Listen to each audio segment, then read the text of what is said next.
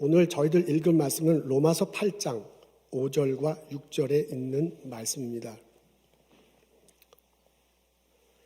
육신을 따르는 자는 육신의 일을, 영을 따르는 자는 영의 일을 생각하나니 육신의 생각은 사망이요 영의 생각은 생명과 평안이니라.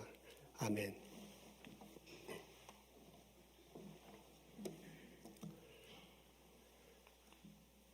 미국의 범죄학자인 제임스 윌슨과 조지 켈링이 1982년도에 흥미있는 논문을 발표했습니다. 허름한 길목에 건물 하나가 있어요. 그 건물에 유리창 하나가 깨졌습니다. 그것을 그대로 방치해두면 금방 그 지역이 범죄화된 범죄 지역으로 변한다라는 주 내용입니다. 유리창 하나가 깨어져 있으면요, 그 주변에 낙서가 생기기 시작하다가 걷잡을 수 없이 건물 전체에 낙서가 이렇게 퍼진답니다. 여러분 보신 거 있죠? 그런 낙서들. 그리고 깨진 유리창 앞에 쓰레기 하나를 누가 버린대요. 그리고 그걸 내버려두면 막 쓰레기가 점점 많아집니다. 나중에는요, 유리창 원래 하나만 깨져 있었는데 어떻게 된 것인지 건물이 있는 유리창들이 전부 다 깨져 버린다고 그래요. 그리고 그 건물 안에 들어와서 안에 있는 물건들도 다 파헤친다는 내용입니다. 작은 곳에서 시작했는데 그걸 그대로 방치해 놓으면 나중에 이게 점점 커져 버린다는 거예요. 그래서 이 큰 어려운 문제를 해결할 때, 거꾸로 얘기하면 큰 어려운 문제를 해결할 때 그걸 다 핸들하려고 하지 말고 원래 시작점이 어떤 것인가를 보고 거기서부터 해결해야 한다는 범죄 학자들의 주장입니다. 이 논문을 뉴욕 경찰국하고 뉴욕시에서 심각하게 받아들였습니다. 그리고 그 맨하탄을 실제로 이렇게 해보기로 합니다. 1984년도에 뉴욕 지하철에서는 그 열차가 낙서로 가득 찼대요. 아주 말도 할 수 없을 정도로 낙서가 많이 있던데. 그리고 지하철역에 쓰레기로 가득 차 있고 막 낙서가 굉장히 많았다고 합니다. 그 사진 보니까 막 엄청나더라고요. 근데 이제 그 문제를 해결하려고 골머리를 쌌다가 이 논문대로 적용해 보기 시작합니다. 그제까지 범죄를 예방하려고 막 받은 노력을 다 했는데 이제 그렇게 하지 않고 청소를 하는 거야. 그래서 지하철역을 막 깨끗이 청소하고 낙서를 지우고요. 그리고 기차 있잖아요. 기차 안에 막 엄청나게 낙서가 많던데 그 낙서를 깨끗하게 하기 시작했습니다. 언론이 막 들고 일어나서 난리를 쳤어요. 경찰들이 그 쓰레기나 치우고 있고 그러면 어떡하냐. 범죄를 예방해야지. 근데 이제 그거하고는 아랑 것 없이 그 경찰국장하고 뉴욕시의 직원들이요, 청소하고 낙서를 지우기 시작했다고 합니다. 1984년도에요. 연간 15,000번의 강력 범죄가 일어났고요. 하루에 25만 명의 사람들이 무임승차했대요. 뉴욕의 범죄 중 90%가 지하철에서 일어났었다고 합니다. 이제 이런 상태에서 이제 청소를 하기 시작한 건데요. 1988년 되니까 놀라운 일들이 벌어집니다. 이게 열차가 깨끗해지면 깨끗해질수록 지하철역이 청소가 되면 될수록 범죄율이 줄어드는 거예요. 그래서 1988년에는 뉴욕 지하철의 강력 범죄가 80%나 감소했다고 합니다. 그러면서 이제 오늘날의 뉴욕 지하철이 됐습니다. 지금 뭐 약간의 범죄는 있긴 있지만은 우리들이 뉴욕 시내에 가면 지하철을 타고 다니기에는 불편할 수 없을 정도로 깨끗하게 되었습니다. 이 학자들의 주장은 간단한 겁니다. 아주 사소한 것을 시작해서 크게 되니 큰 문제를 해결하려고 할 때 그걸 붙들지 말고 그 처음 시작점인 사소한 것, 거기에 집중하라라는 것이 이분들의 주장입니다. 오늘 저희들은 로마서에 있는 말씀을 읽습니다. 로마서 8장 1절부터 11절이 한 문단이고 같은 한 내용인데요.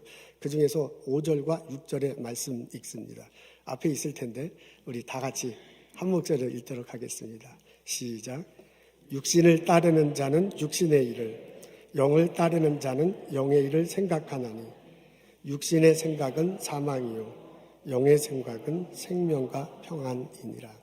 여기 보니까 생각이라는 단어가 아주 많이 나오나요? 어떻게 생각하느냐에 따라서 삶이 달라지고 그 삶의 결과도 달라진다는 바울의 가르침입니다. 근데 그 생각 중에 어떤 사람들은 육신의 생각을 하며 사는 사람들이 있다고 하네요. 여기서 말하는 육신은 바울이 사용하는 그 바울 독특한 성경적 개념입니다. 바울이 육신이라고 말할 때는, 바울이 생각할 때는 우리 인간 내면 한 구석에 뒤틀린 본성, 다른 말로 하면 죄라고 말할 수 있는데 뒤틀린 본성이 자리 잡고 있다고 생각합니다. 그리고 무언가 악의 쪽으로 기우려고 하는 성향, 이런 것들이 우리 인간 내면에 있고요. 하나님 가르침과는 다르게 살려고 하는 태도, 이런 것들이 우리 인간 내면에 있다고 바울은 생각합니다. 그걸 뭉뚱그려서 뭐라면 육신이라고 그렇게 표현하네요. 우리 인간 내면 속에 육신이 있어서 이런 성격을 내보낸다라고 말합니다. 이 육신이요, 외부에서 두르는 것에 육신은 그 육신이 평상시에는 이렇게 잠자리를 있다가 외부에서 악령이 두르면 활성화되기 시작합니다.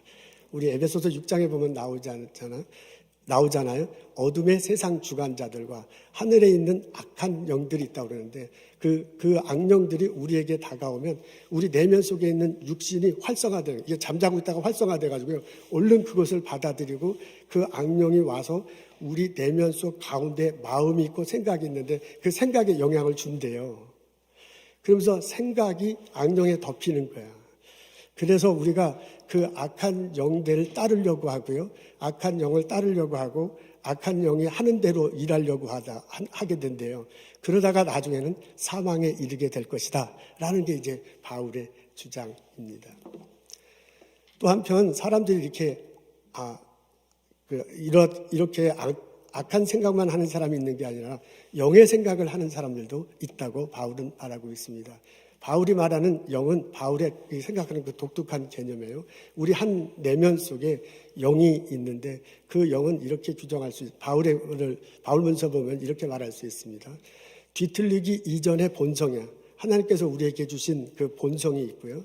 그리고 어떻게 하면 선한 쪽으로 기울려고 하는 그런 성향 같은 것들이 우리에게 있어요.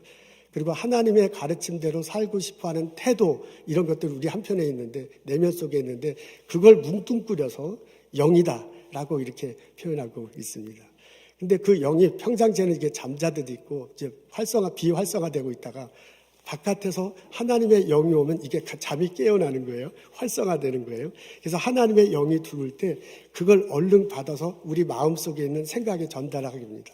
그래서 그 생각이 하나님의 영으로 덮이게, 그리고 그 하나님의 영에 따라서 따르는 경향이 있고요. 따라 살게 하고요. 하나님의 영대로 어떻게 일해 보려고 하고요.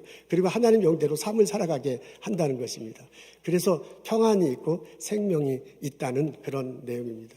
바울은 요약하자면 이래요. 우리 인간 내면 속에 이 중심에 마음이 있고 생각이 있는데 한쪽에 육신이라는 것이 있어요. 악의 쪽으로 기우려고 하는 그런 어떤 성향이에요. 그리고 또 한쪽에는 영이 있어요. 이것은 선한 쪽으로 기우려는 그런 성향이야. 이 둘 간의 갈등 속에서 우리 인간이 살아간다, 그런 내용입니다. 근데 안타깝게도 바울이 생각할 때 우리들은 이 두 개가 공존해 있어가지고 이게 공평하게 떡다 나가는 것이 아니라 우리 내면 속에서는요, 악의 쪽으로, 육신의 쪽으로 이렇게 기울려는 그런 성향이 있다는 것을 본인도 알고 그런 체험을 하게 됩니다. 우리는 그렇게 생겨 먹었어요. 창세기에 보면 하나님 이 세상 만드시고 우리 인간들에게 뭐 다 허락하셨잖아요. 근데 이제 동산 중앙에 선악을 알게 하는 열매는 먹지 말라고 했습니다. 이제 그거 안 먹으면 되거든요. 그거 외에 모든 것들이 다 주어졌거든요. 거기서 행복하게 살 수 있는데 굳이 그것을 먹으라는 유혹에 빠져서 먹게 됩니다. 그 에덴 동산에서 쫓겨나게 됩니다. 그 이후로 우리 속에 들어와 있는 거예요. 그 피가 우리에게 흐르고 있는 거예요. 그래서 이게 육신의 성향과 영의 성향이 있는데 이게 밸런스를 유지하는 게 아니라 나도 모르게 이게 육신의 성향 쪽으로 기울게 이렇게 됐다, 그런 얘기입니다. 우리 자동차 운전할 때 한쪽에 밖에 바람이 빠지거나 혹은 이 핸들이 이렇게 잘 한쪽으로 기울어져 있으면요, 내가 도로는 판판해. 그리고 내가 똑바로 운전하려고 하더라도 자꾸 한쪽으로 기울어져요. 그래서 이걸 내버려두면 저쪽으로 밖에 생겼고 이렇게 한쪽으로 기울어져서 자동차가 운전하는 경향이 있는데 그런 것과 똑같은 성향이 우리들에게 있다라고 그렇게 바울이 말합니다. 그래서 로마서 7장에 보면 그것 때문에 본인도 굉장히 고운 거예요. 나는 선하게 살고 싶은데 나는 왜 이렇게 악한 행동을 할 수밖에 없는가? 라는 자신의 모습에 질책하면서 오호라 나는 곤고한 자로다 라고 바울이 우리들의 아픔을 말합니다. 그런데 고맙고도 감사하게 사도 바울이 거기서 끝나지 않았습니다. 사도 바울이요, 이런 고민에서 해방됨을 체험합니다. 성령이 자신에게 임하셔서요, 자신의 영을 덮어버려요. 그리고 그 성령이 자신의 생각을 주장해. 그 성령이 자신의 삶을 이끌어줘. 그래서 그 성령이 자신이 성령대로 살아갈 수 있도록 붙들어주는 것을 사도 바울이 경험하게 됩니다. 그런 과정을 지나면서 하나님이 주시는 해방을 느끼고요. 하나님께서 허락하신 의로움을 경험하고요. 하나님께서 주시는 해방을 체험하고요. 하나님께서 주는 생명을 체험하게 됩니다. 그러면서 뭐라 그러냐면 성령이 그냥 가만히 계시는 것이 아니구나.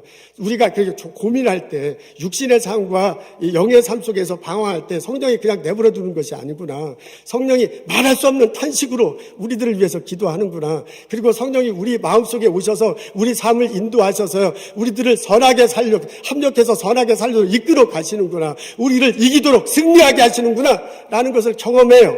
그러면서 로마서 8장 1절에 보면 뭐라면 죄와 사망의 법에서 우리를 해방됐도다 라고 선포하게 됩니다.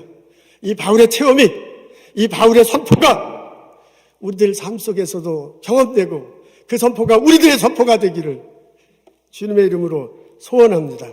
아멘. 여러분, 우리들 살아가면서 이 육신의 삶과 영혼의 삶, 이것도 그래서 방황할 때가 참 많습니다. 그 시작이 생각인데 나중에 사망이 이르고 생명이 이르잖아요. 그것은 삶이 다르고 따라가는 게 다르고 그리고 그 경향이 다르고 한데 처음 시작은 생각이야. 우리들 생각이 어떻게 되느냐, 우리들 생각이 육신적으로 기울어 가느냐, 우리의 생각이 성령에 성령에 붙들려 있느냐, 그거거든요. 시작은 성령이에요. 내 마음이 깨져 있으면 깨진 유리창 같아가지고 그쪽으로 막 점점점 가는 거야. 근데 내 마음이 깨졌을 때 바로 회복이 됐으면 성령께서 덮어주시면 그 성령의 인도하신 대로 성령 따라 생각하게 되고요. 성령 따라 살게 되고요. 성령 따라 생명을 얻게 된다. 그런 얘기예요. 그것을 하나님의 영, 그리스도의 영, 성령께서 우리들에게 해줄 수 있다라고 바울이 고백하고 있습니다. 이 고백이, 이 찬양이 우리들의 것이 되기를 주님의 이름으로 소원합니다. 여러분은 악령이 우리들에게 들어올 때 그것을 맞아가 줄 수 있는 것은 성령입니다. 우리 혹시 악령이 내 안에 들어와서 세상의 어둠에 하늘의 악한 영들이 내 안에 들어와서 나로 하여금 자꾸 악령에 따르도록 이렇게 살아가도록 이끈다면 그것을 치료하고 회복 줄 수 있는 것은 성령입니다. 하나님의 영, 그분이 내게 오셔서 나를 붙잡을 때, 나를 이끌어갈 때 내가 그분 안에서 생명을 얻고 화평을 얻으며 살아갈 수 있습니다.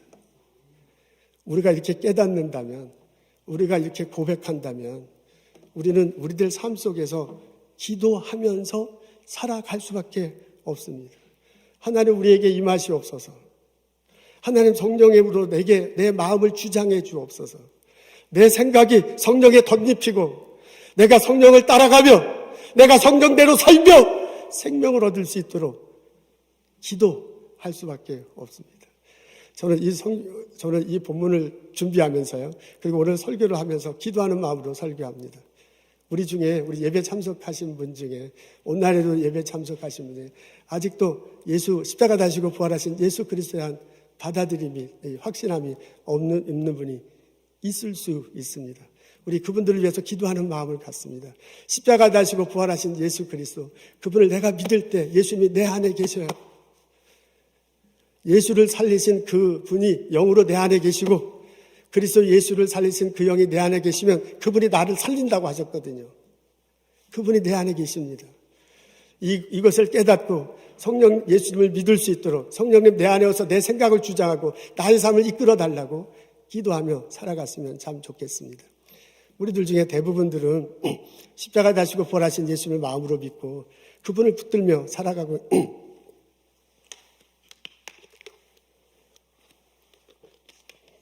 살아갑니다. 우리는 내 안에 계신 그 예수를 믿을 때 성령님 내 안에 계시는데 그 성령님을 붙들며 우리는 기도할 수 있습니다. 내 안에 계신 성령님, 내 안에서 충만하게 나를 이끌어 주옵소서. 내 생각을 붙잡아 주시옵소서. 나를 선한 쪽으로 이끌어 주옵소서. 나의 삶 속에서 성령의 열매들이 잇돌아 나도록 나를 주장하여 주시옵소서. 그래서 충만한 삶을 살아갈 수 있도록 해 주십시오. 우리 기도하며 살아갈 수 있습니다. 오늘 예배 참석한 우리 모두에게 이런 갈망함이 있기를 원합니다. 이런 체험이 있기를 원합니다. 내가 성령에 붙들려서 산다. 성령의 생각대로 살아간다. 성령의 이끄는 대로 산다. 내 삶 속에 성령의 열매가 맺힌다. 고백하고 경험하며 그것을 나누며 살아가는 나와 여러분 되시기를 주님의 이름으로 축원합니다. 아멘. 내가 성령에 붙들려서 성령의 이끌림 대로 살아가면 내 삶 속이요, 이 내면 속에 그런 다이내믹이 일어나면 내 삶의 경향, 태도 속에 긍정적인 태도가 보입니다. 이 세상을 긍정의 눈으로 바라보기 시작하고요. 그리고 우리들 삶 속에 성령이 주시는 열매가 맺힙니다. 사랑과 희락과 화평과 오래 참음과 온유와 절제라고 그랬잖아요. 그 성령의 8가지 선물이 내 신앙생활에서 맺힐 뿐만 아니라 그로 인해서 내 생활 속에서도 열매를 맺히는 것을 경험할 수 있습니다. 이스라엘 백성들이 시내 반도에 있었을 때 있었던 일 생각납니다. 가나안 남쪽으로 갔잖아요. 그걸 쪽에서 가나안 쪽으로 진격하기 전에 정탐꾼을 보냅니다. 12명의 사람들을 선택해서 미리 보냈어요. 여호수아 갈렙과 다른 10사람이 있잖아요. 그들이 40일 동안 가나안을 둘러보고 내려왔습니다. 그리고 보고를 합니다. 올 때 막 포도 송이를 하는데 한 송이가 너무 커갖고 두 사람이 메고 오는 그런 놀라운 일이 있었습니다. 백성들이 백성들이 신이 나가지고 두 사람의 보고를 듣잖아요. 근데 그 12사람의 보고가 양쪽으로 서로 다른 거예요. 그중 여호수아 갈렙은 거기 갔더니 진짜 젖과 꿀이 흐르는 땅이더라. 저 열매를 보십시오. 이런 놀라운 열매가 있습니다. 우리 빨리 진격해 갑시다. 하나님이 함께 하실 것입니다. 라고 그렇게 얘기를 해요. 근데 다른 10사람은 또 전혀 다른 보고를 하잖아요. 거기 가니까 젖과 꿀이 흐르는 땅은 맞긴 맞더라. 그리고 과일도 많더라. 근데 거기 있는 사람들이 워낙 등치가 커. 그래서 오늘 막 그 사람들은 고인처럼 보이고 그 사람들 앞에 우리는 메뚜기처럼 보이더라. 그래서 거기 가면 안 된다. 라고 10명을 보고를 합니다. 그랬더니요, 백성들의 반응이 여러분 어땠는지 아시죠? 몽졸이 다 열병적으로 되는 거야. 야, 이거 큰일 났구나. 그러면 우리 거기에 들어가자마자 다 죽게 생겼는데, 왜 우리를 그런 땅으로 오도하냐고 이 난리를 치면서 여기까지 끌고 왔는가. 그래서 막 아우성 치잖아요. 모세를 하니까 아우성 치고 하나님한테 원망하고 난리가 폈습니다. 그때 여호수아하고 갈렙이 옷을 찢으면서 그러지 맙시다. 저 사람들 우리의 밥입니다. 하나님이 함께 하시니 갑시다라고 아무리 설득을 해도요, 그 사람들이 듣질 않습니다. 이것이 1세대, 애굽을 나온 1세대들이 가나안 땅에 들어가지 못한 계기가 됐어요. 거기서 결국은 들어가지 못하고 반도에 들어가지 못하게 됩니다. 여호수아와 갈렙하고 다음 세대만이 가나안 땅으로 들어갑니다. 이게 민수기 13장과 14장에 있는데요. 거기에 보면 마지막에 이런 말이 나옵니다. 갈렙을 이렇게 표현하고 있습니다. 오직 내 종 갈렙은 그 마음이 그들과 달라서 나를 온전히 쫓았은즉 그의 갔던 땅으로 내가 그를 인도하여 드릴 거다 그랬습니다. 갈렙을 뭐라면 여기 갈렙만 얘기했는데 여호수아 갈렙이 같은 거예요. 마음이 다른 사람과 다르대. 그러니까 지금 로마서에 나오는 거하고 로마서 8장에 나오는 바울의 표현에 의하면 마음, 생각이 다른 사람과 다른 거예요. 이 사람은. 근데 영어로 보면은 spirit이라는 표현이 나와요. different spirit. 여호수아하고 갈렙은 다른 10사람과 different spirit을 갖고 돼요. 영이 다르고요. 생각이 다르고 마음이 다르대요. 그러면서 그 사람들은 나를 온전히 쫓았다라고 그렇게 합니다. 아멘 할렐루야. 지금 바울이 말한 그대로잖아요. 생각이 성령에 덮였을 때 내 생각대로 내가 있잖아요. 그 성령대로 따르게 될 것이고 그 성령대로 살게 될 것이고 그 성령대로 살기 때문에 성령의 열매가 맺힐게 되시고 생명과 화평이 얻을 거라 했는데 그런 삶을 여호수아가 갈렙이 살아가고 있다라고 하나님께서 말씀해 주고 있습니다. 아멘. 여호수아와 갈렙이 다음 세대를 잇고 가나안 땅으로 들어가잖아요. 젖과 꿀이 흐르는 땅에서 하나님이 주신 복을 누리고 하나님을 예배하며 살아갈 수 있게 됐습니다. 우리들 삶 속에 많은 일들이 벌어집니다. 내 신앙과 내 일터에서, 나의 가족 속에서, 우리들과 이웃관계에서 수많은 일들이 얽히설키 벌어집니다. 그 수많은 문제를 따지고 들어가면 가장 핵심은 뭐냐면 내 생각이야. 내 생각의 유리창이 깨졌는가? 깨진 걸 회복시켰는가? 바로 그거예요. 바울이 우리들에게 권면하고 있습니다. 그 생각을 성령에 덧입혀야 할 것입니다. 그 생각이 성령에 붙들려서 성령이 이끈 대로 살아가고 성령이 이끈 대로 따르고 성령이 이끈 대로 살고 성령의 열매를 맺으며 생명을 누려야 할 것이라고 우리들에게 권면하고 있습니다. 오늘 저희들 로마서 8장의 말씀을 읽습니다. 이 말씀을 읽으면서 나의 마음을, 나의 생각을 뒤돌아보는 시간이 되었으면 참 좋겠습니다. 내 마음이, 내 생각이 성령에 덮이고 내가 영을 따라 생각하고 영을 따라 따라가며 영을 따라 삶을 살며 풍성한 삶을 살아가는 나와 여러분 되시기를 주님의 이름으로 축원합니다. 아멘. 기도하겠습니다. 하나님이여, 나를 살피사 내 마음을 아시며 나를 시험하사 내 뜻을 아옵소서. 내가 무슨 악한 행위가 있나 보시고 나를 영원한 길로 인도하여 주옵소서. 하나님, 내 마음속이 깨져 있음을, 뒤틀려 있음을, 그냥 널풀어져 있음을 하나님 말씀 앞에 봅니다. 내가 십자가에 다시고 부활하신 예수님을 믿는다고 고백하고 찬양하고 높이오니 내 안에 계신 성령님, 그분이 내 마음을 덮어주시고 깨진 내 마음의 창을 회복시켜 주시고 나로 하여금 성령에 충만하며 살아갈 수 있도록 인도하여 주옵소서.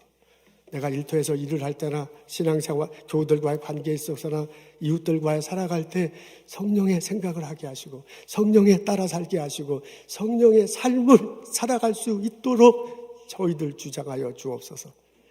그래서 우리들 삶이 긍정의 삶이 되고 그래서 우리들 삶이 풍성한 삶을 누리고 하나님을 높이며 살아갈 수 있도록 복을 내려 주옵소서. 하나님, 주님께서 주신 많은 것들 기억합니다. 거룩하게 구별하여 하나님께 예물 드리고 예배 드립니다. 우리의 예물과 우리의 예배를 받아 주시옵소서. 하나님, 삶 속에 어려움을 놓고 기도하는 마음으로, 두려운 마음으로 예배 드리는 형제 자매들 있습니다. 그 기도 제목 들어주옵소서. 건강 회복시켜 주옵소서. 뒤틀린 관계 풀어주시옵소서. 앞에 맺힌 문제를 해결해 주옵소서. 긍정의 눈으로, 기쁜 마음으로, 승리하는 마음으로 살아갈 수 있도록 도와주옵소서. 감사합니다. 예수님 이름으로 기도합니다. 아멘.